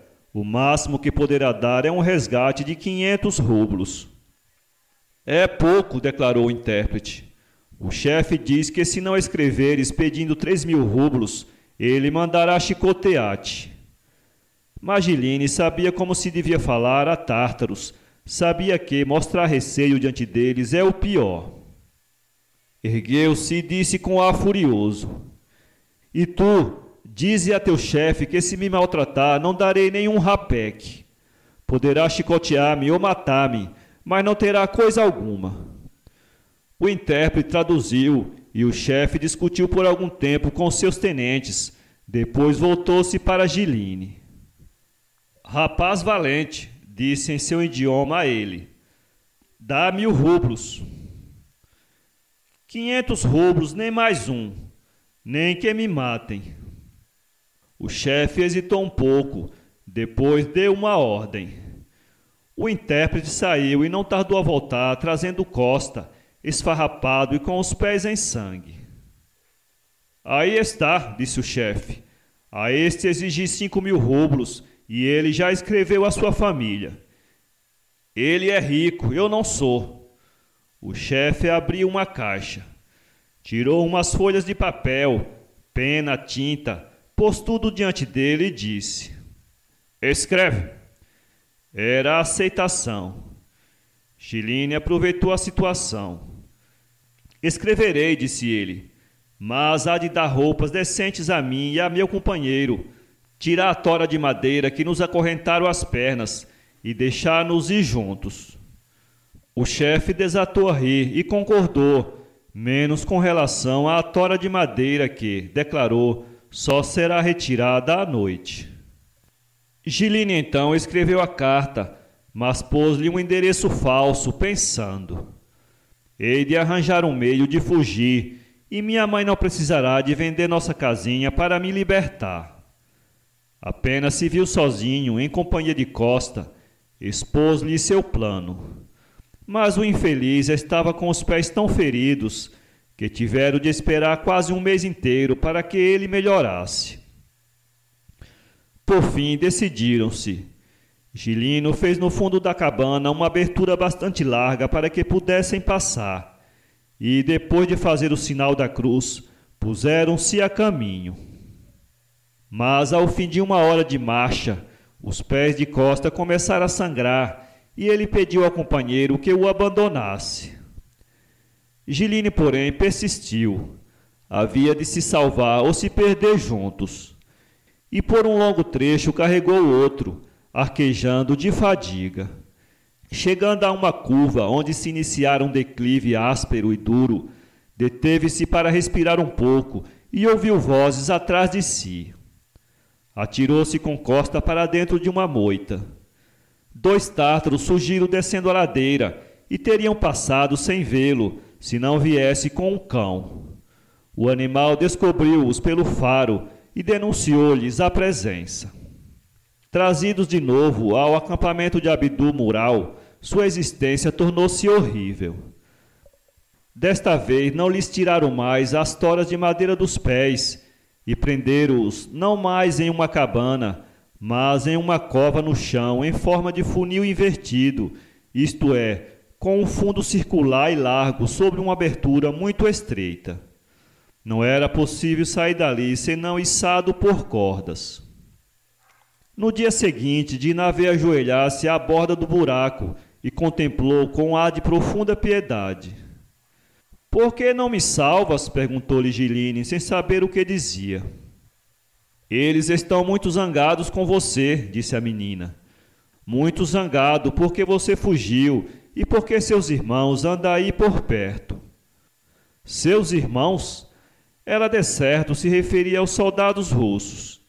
Teriam as tropas ganhado terreno a ponto de estar já nos arredores da montanha? Uma esperança deslumbrante ergueu-se em seu coração. "Diná, ouve!" balbuciou ele com voz súplice. "Se tens pena de mim, traze-me um pau, o mais comprido que puderes encontrar aí por perto." A menina afastou-se como que pensativa e hesitante. Giline deixou-se cair de joelhos e orou com profundo fervor. Mas teve que esperar muito. Ouvia grande movimento em torno. Patrulhas chegavam e partiam a cada instante. As patas dos cavalos ressoavam pesadamente no chão. Era já noite escura quando ele sentiu terra cair da borda do buraco sobre sua cabeça. Olhou para cima e viu uma vara que descia lentamente. Era o que Diná pudera encontrar. Um cabo de lança tártara, longa e fina. Mas era bastante sólida, e Giline não era pesado.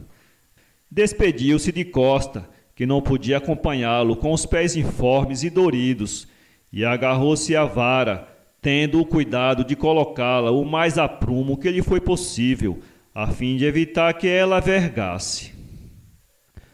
Mas o peso da tora acorrentada a um dos seus pés perturbava-lhe os movimentos, e por 2 vezes ele caiu sem ter podido alcançar a borda. Por fim conseguiu-o, e retirando a vara, recomendou a Diná: "Coloca-a onde a encontraste para que não desconfie de ti." Ela afastou-se, arrastando a vara, e Giline, apanhando no chão uma pedra cortante, tentou forçar o cadeado da corrente para se libertar da tora de madeira. Então, como não convinha perder tempo, pôs-se em marcha, carregando a tora de madeira a fim de andar mais depressa. Já conhecia o caminho e venceu 8 vestas sem hesitar. Atravessou o riacho e chegou às primeiras árvores quando a luz aparecia. Sentou-se para repousar um pouco e de novo tentou abrir o cadeado.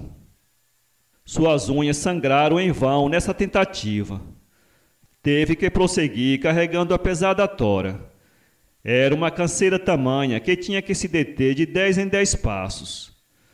Caminhou assim durante toda a noite, tendo encontrado apenas 2 tártaros a cavalo. Mas escondeu-se entre a folhagem e não foi visto. Ao amanhecer estava quase no limite da floresta. Espreitou atentamente por entre as árvores e viu uniformes, carabinas. Eram cossacos que estavam acampados ali, a menos de uma vesta. Mas junto das árvores, bem perto, viu 3 tártaros. Eles também o viram e precipitaram-se. Giline, alucinado, delirante de pavor e esperança, precipitou-se pela encosta, gritando: "Irmãos! Irmãos!" A lembrança das palavras de Dinar fazia-o chamar assim os soldados de sua raça. Seus gritos foram ouvidos e os cossacos acudiram a galope, obrigando os tártaros a um recuo prudente para a floresta. 2 horas depois, o comandante da tropa, informado por Giline, dava um ataque brusco ao acampamento dos tártaros para libertar a costa. Quando relatava essa história, Giline concluía: "Eis porque nunca mais vi minha mãe nem me casei. Era meu destino." Recordações de Sebastopol, o 4º bastião. Na extremidade da mesa, em face dos pratos de costeletas com ervilhas e as garrafas de vinho ácido da Crimeia, que se chama Bordeaux, estão sentados 2 oficiais de infantaria. Um jovem com a gola vermelha e 2 estrelas no capote narra ao outro, de gola negra e sem estrelas no capote, a batalha de Alma. O primeiro já bebeu um pouco e, pelas pausas que faz em sua narração, pelos olhares indecisos exprimindo a dúvida de que estão acreditando nele e principalmente pelo papel demasiado grande que se atribui em tudo o que conta, pelo horror de sua narração, enfim, é evidente que afasta muito da sóbria verdade. Mas não nos interessamos mais por essas histórias que se ouvem desde tempos em todos os recantos da Rússia. Melhor é irmos mais depressa aos bastiões, precisamente ao 4º, de que tanto se tem falado e de maneiras tão diferentes. Quando alguém diz que esteve no 4º bastião, di-lo com um prazer e um orgulho particulares. Quando alguém diz, vou ao 4º bastião, pode-se sempre notar nele uma pequena emoção ou uma indiferença exagerada. Quando se quer desdenhar de alguém, diz-se, dever-se-ia pôr-te no 4º bastião. Quando se encontram padiolas e se pergunta, de onde? Do 4º bastião. Mas, em geral, existem 2 opiniões inteiramente diferentes sobre este 4º bastião. A daqueles que nunca lá foram ou estiveram e que estão convencidos de que o 4º bastião é o túmulo certo para quem quer lá viver. E a opinião daqueles que lá vivem, como aquele aspirante de marinha, e que dirão, falando do 4º bastião, que lá é seco e sujo, que é quente ou frio, etc. Durante a meia hora que os 2 homens têm estado no botequim, o tempo tem mudado. O nevoeiro que se estendia sobre o mar uniu-se às monótonas nuvens cinzentas e que agora oculta o sol. Uma chuva baça, triste, cai do alto e molha os tetos, as calçadas e os capotes dos soldados. Logo que começamos a subir a colina, o sibilo vizinho do obus ou da bomba nos fere desagradavelmente os ouvidos. De súbito compreendemos, melhor do que havíamos até então feito, o ruído dos tiros que havíamos ouvido na cidade e apanhamos agora muito mais sua significação. Uma recordação qualquer, doce, agradável, atravessará de repente nossa imaginação. Nossa própria pessoa começa a nos ocupar mais que as nossas observações. Seremos menos atenciosos para tudo que nos cerca, e o sentimento penoso da indecisão de súbito nos invade. Não obstante essa voz covarde em face do perigo, que espontaneamente começa a falar dentro de nós, ao olharmos o soldado que, agitando os braços, descamba pelo declive da lama escorregadia e, rindo-se, corre a galope diante de nós, fazemos com que esta voz se cale.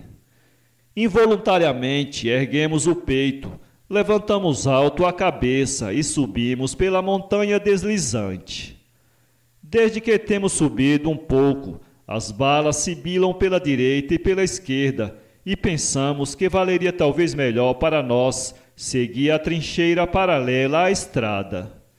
Mas a trincheira está tão cheia, até a altura dos joelhos, de uma lama líquida, amarela e fétida, que preferimos certamente a estrada da colina, tanto mais quanto todos nós seguimos com os olhos este caminho. Após feito 200 passos, achamos-nos num espaço elevado, sujo, cercado de todos os lados de torres, de montículos, de trincheiras, de plataformas, de barracas, onde se acham grandes canhões de bronze e onde em grupos regulares estão dispostos os obuses. Tudo isso nos parece ali reunido sem nenhum fim, sem ligação nem ordem. Aqui, sobre a bateria, um grupo de marinheiros está sentado. Ali, em meio da praça, enterrado na lama até pela metade, jaz um canhão quebrado. Um pouco mais adiante, um soldado de infantaria, armado com um fuzil, atravessa as baterias e, com dificuldade, desprende os pés da lama pegajosa. Mas por toda a parte, de todos os lados e de todos os lugares, vemos cacos de garrafas, obuses não explodidos, balas, traços de acampamento, e tudo isto está mais ou menos enterrado na lama líquida e viscosa. Parece-nos ouvir não longe de nós a explosão de um obus. Parece-nos ouvir de todos os lados os diversos sons das balas, zumbindo como abelhas, sibilantes, rápidas e penetrantes, como se seus sons fossem produzidos pelas cordas retesadas de certos instrumentos. Ouvimos o terrível ribombo dos disparos, que faz estremecer tudo, que matam, e nos parece alguma coisa de horrendo, de indescritível. Então é o quarto bastião, o lugar terrível, espantoso. Pensamos, experimentando um pequeno sentimento de orgulho e um grande sentimento de medo irreprimido. Mas desenganemo-nos. Isto não é ainda o quarto bastião. É o reduto de Jazão, um lugar relativamente seguro e de nenhum modo terrível. Para ir ao quarto bastião, devemos tomar à direita, por uma trincheira estreita, por onde se meteu o soldado de infantaria, curvando-se. Nesta trincheira encontramos talvez ainda padiolas, um marinheiro, um soldado conduzindo enxadas. Veremos os cavadores de poços, de abrigos de terra cobertos de lama, onde, mesmo curvando-se, não pode entrar mais de 2 homens. Aí encontramos o soldado dos batalhões de caçadores da região do Mar Negro, que ali se vestem, comem e fumam cachimbo. De novo, vemos por toda a parte a mesma sujeira fétida, resto de acampamento, pedaços de ferro de todas as formas e tamanhos. Caminhando ainda 300 passos, alcançamos enfim a bateria, esplanada cavada de buracos, cercada de grandes cestos cobertos de terra, de canhões sobre plataformas e de muralhas ou emparos construídos de terra. Aqui vemos talvez 5 marinheiros a jogar cartas e um oficial de marinha que, observando que somos um novato, um curioso, nos mostra com prazer sua instalação e tudo o que pode interessar-nos.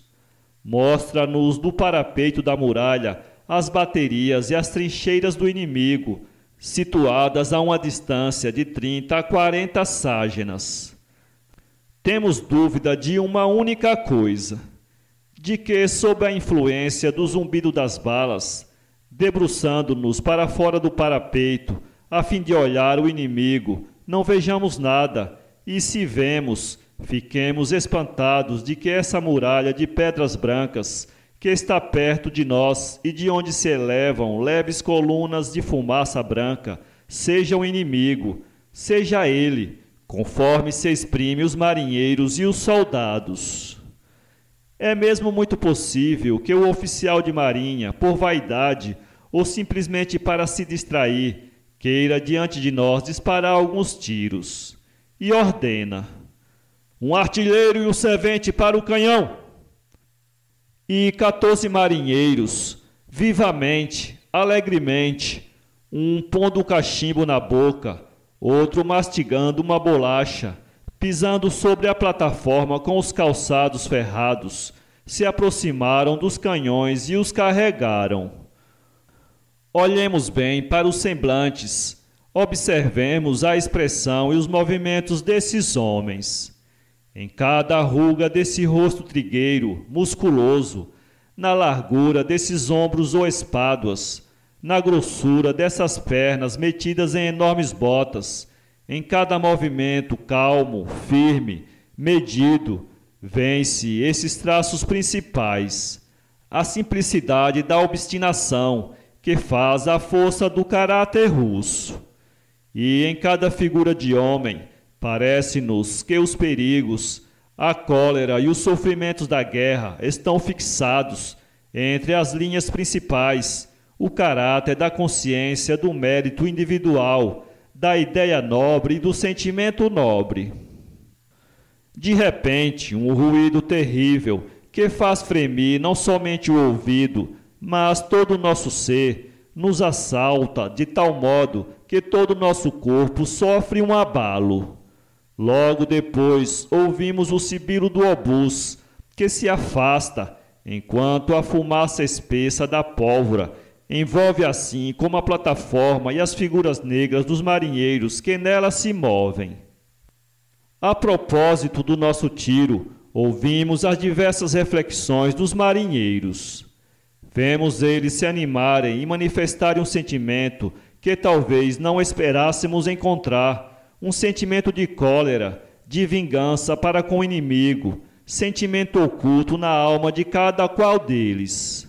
E ouvimos então essas exclamações de alegria: caiu exatamente no parapeito, parece que matou 2, estão a carregá-los. Ah, ele vai ficar zangado, vai já atirar para aqui. E com efeito, logo depois, sentimos diante de nós o raio, a fumaça. A sentinela que está sobre o parapeito grita: canhão! Em seguida, a bala sibilará diante de nós, cairá no solo e projetará em toda a roda uma chuva de pedras. O comandante da bateria se aborrece por causa deste obus. Dá ordem para que se carregue a segunda e a terceira peça. O inimigo começa a responder e nós experimentamos sensações curiosas. Vamos ouvir e ver coisas interessantes. A sentinela grita novamente: canhão!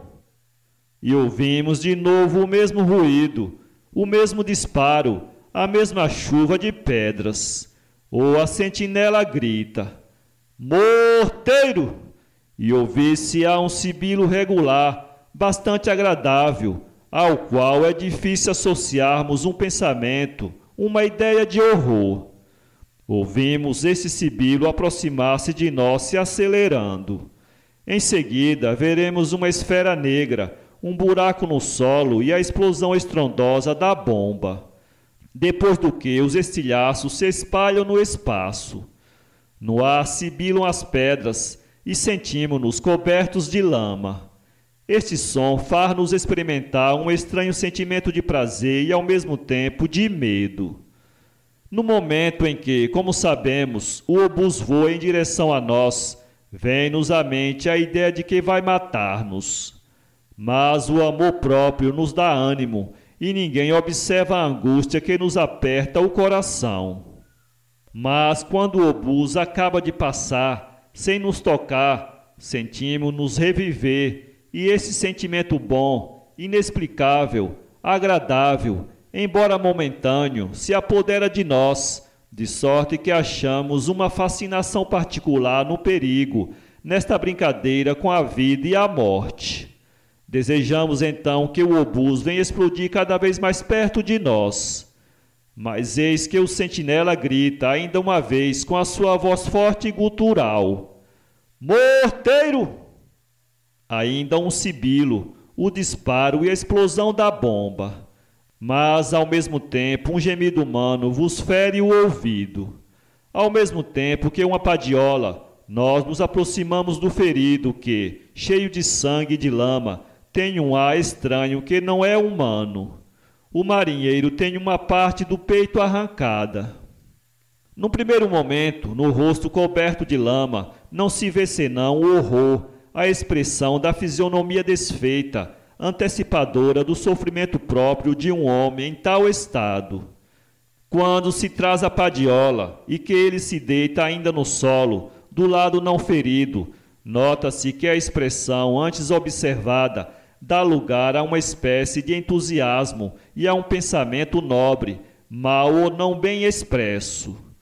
Os olhos brilham com mais fulgor, os dentes se cerram, a cabeça, embora com esforço, ergue-se mais alto e, enquanto levantam, ele, com um gesto na mão, detém a padiola e, com grande dificuldade, diz aos camaradas com a voz trêmula: "Irmãos, perdoe-me."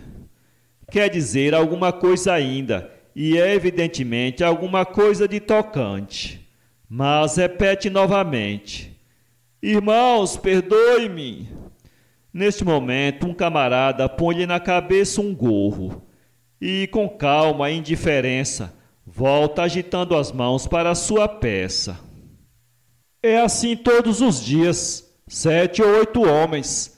Diz, bocejando e enrolando um cigarro de papel amarelo, o oficial de marinha, em resposta à expressão de horror que se desenha no semblante de seu interlocutor. Origem do petróleo. Então, Petro, que me dizes de novo hoje? Nada de novo, Panite. E a colheita, como vai? As melancias já estão maduras? Panite, espere um mês ainda. Desça do cavalo, entre um pouco em minha cabana. O convite era amável. Desci. Petro e eu somos velhos conhecidos. Ele é camponês, já muito velho. Toma conta das melancias, pois os gatunos são em grande número. É preciso ser muito vigilante. Deixa o trabalho dos campos aos moços, diz ele. Vive naquele deserto sozinho, na estepe imensa. Terminadas como agora as colheitas, ninguém se vê nos campos. E o velho fica só, com a grande natureza. No mês de agosto vou sempre visitá-lo, quando as melancias estão maduras. Como pago bem e converso com ele, escolhe as melhores para mim. Sentamos em frente um do outro, e ele conta-me qualquer fato de sua vida penosa. Nesse dia perguntei-lhe: "Dize-me, Petro, com que iluminas tua choupana?" "Com um machote de madeira." "Não prefere uma lâmpada de petróleo?" O velho fez o sinal da cruz. "Invenção do diabo." "O quê?" "Quer ouvir a história do petróleo ou querosene? Escute. Saiba, em primeiro lugar, que é um pecado ser vício do petróleo. Um grande pecado. Nunca ele entrará em minha casa. Já viu a imagem de São Jorge? Está em todas as igrejas. Majestoso, belo como anjo. Tem ao lado uma serpente que abateu. Ora, pois, logo que o santo, cada vez que Petro dizia essa palavra, tirava o chapéu. Depois de um combate terrível, venceu a serpente, atrelou-a a um arado, tendo a intenção de dividir o mundo. O arado ia servir para a demarcação. A serpente, depois de haver tentado revoltar-se, teve que se dobrar à vontade de seu vencedor. Partiram do Mar Branco pelos montes Urais e encaminharam-se para o Mar Negro. O caminho era grande e o trabalho também. O santo, ainda exasperado com a resistência da serpente, foi implacável. Proibiu-a, apesar de suas súplicas, de beber e comer em todo o caminho. Se fazia tanto calor como hoje, lastimam a sorte do pobre animal. O santo espancava a cobra, logo que, cansada, ela pretendia parar. Enfim, depois de 1000 aventuras e outras tantas tentativas de rebelião por parte da serpente, a esquisita equipagem chegou ao Mar Negro. A serpente que, em todo o caminho, dizia não poder mais de cansada, começou a correr com tal rapidez quando viu a água, que São Jorge não a pôde segui-la, senão correndo. O arado, saltando daqui e dali, traçou a fronteira toda errada. O santo empregou toda a sua força, mas não pôde parar esse galope. A serpente chegou em alguns segundos perto do mar. Pleno de solicitude por seu inimigo, São Jorge gritou-lhe que não bebesse, pois estava muito quente do sol que a apanhara, porém ela não fez caso. Começou a beber. Apesar dos conselhos do santo, bebeu o mais possível. Dentro em pouco, seu ventre cresceu, inchou de modo horroroso. Ela não se importou e continuou a beber até que o ventre estalou e espirrou o líquido envenenado, a que chamam petróleo. Eis aí, Panite, a origem do petróleo. Compreende agora por que nunca me servirei dele? Eu sabia que o meu interlocutor acreditava piamente nessas lendas e não me aventurei a contrariá-lo. Demais, seus olhos eram tão cândidos, tão ingênuos, que nunca teria coragem para lhe turbar a tranquilidade. Para ler esse livro, acesse www.poeteiro.com